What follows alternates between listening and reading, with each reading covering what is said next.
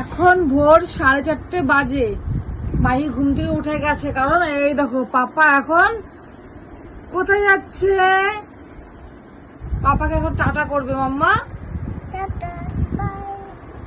Tata বাবাই।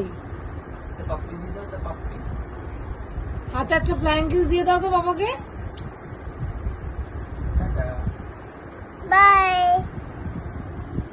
পাপা কাজে যাচ্ছে, 4:30 বাজে এখন। এত টান জানো না, ঘুম ভেঙে গেছে।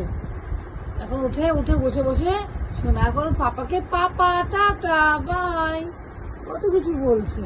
আবার পাপাকে একটু টাটা দিয়ে দাও। তারপরে